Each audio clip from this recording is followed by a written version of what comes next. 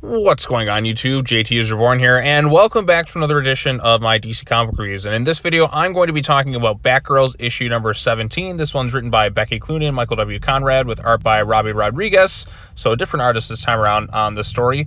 And I think this is the start of the final arc in terms of Batgirls for the series, because the way it sets up, it's part one. I think the series is only going until issue 19 or 20. So there's really not much else left in this thing before it inevitably ends. I think it ends in June, if I'm not mistaken. But yeah, I mean, I had fun covering Batgirls for the most part, but I understand why it's been canceled, because it's just not quite hitting the mark the way that they intended to, I feel like. And it's a shame, because I wanted this setup to really like captivate me and just do very, very well and just continue in an interesting direction, but it's going to come to an end.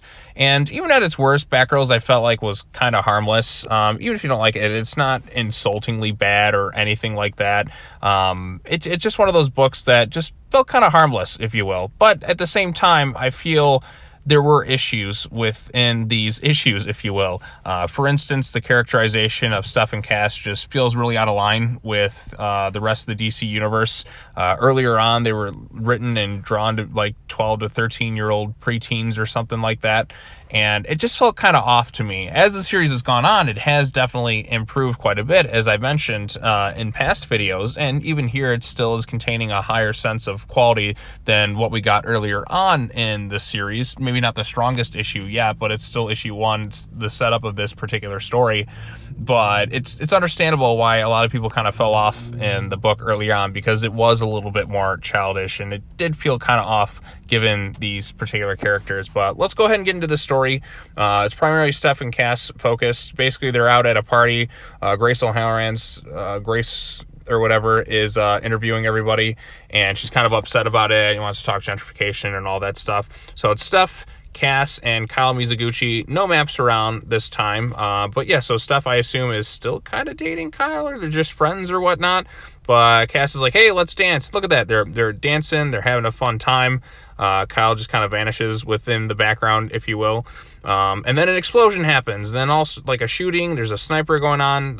There's some great shots of Cass in this thing. Robbie Rodriguez did the artwork, and I think it does Cass the most favors out of everyone else in this story.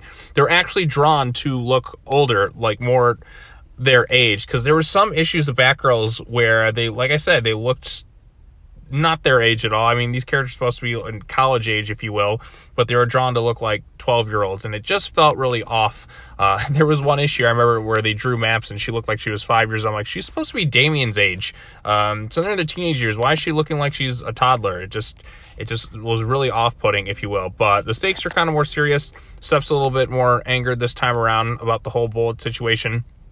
You have a story where people are selling guns illegally off the streets, so I'm sure you get a little bit of your commentary, but it's not overly preachy. These are just some people who are looking to protect themselves because they like their city. It's not like they're not made out to be like the worst people around, but the Batgirls still kind of apprehend them because they are, I believe, legally purchasing a lot of this stuff. And then there's still that sniper who's on the loose and is targeting the Batgirls, if you will, or misses intentionally. Just he wants to goad the Batgirls into something, and they do some investigating, and there's 3 bullets here, and it's left on a bit of a cliffhanger here where it says one for each Batgirl. So this person is targeting all 3 of them.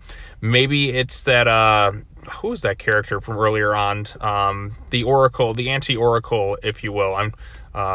I'm drawing a blank on their name. The young kind of kid who was in Fear State and all that. I'm sure somebody will pick up on it. Seer.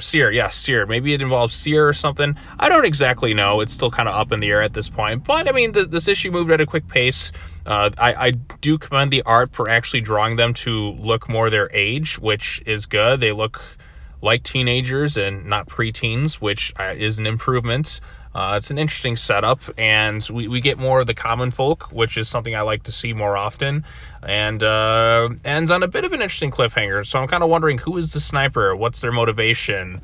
Why did they leave a bullet for each of the 3 Batgirls? What's the particular reason? Is it going to be Seer? Are we going to kind of go back into the earlier stuff at the start of the run? I don't exactly know, but we only have a few issues left of the series. I think it's maybe 2 or 3. Well, if it's ending in June, So I haven't looked at the July solicitations fully yet, which is why I got to make that video on it. If it's ending in June, so we're in April right now. So okay. So 2 more issues left in this series. It couldn't quite make it to issue 20, but they're ending on issue 19. They should have just padded it out 1 more issue and just made it to issue 20, just as an overall conclusion. But then again, if you count the annual, that would be like 20 issues. So I guess they did kind of make it to 20 issues. I don't know why. Why don't they count annuals as like the numbered issues? That's always something that's kind of bugged me about DC. But anyways, I think like I said, I think it's a fine issue. It's an interesting setup. I do commend the artwork for actually drawing them to look more their age, which I think is good.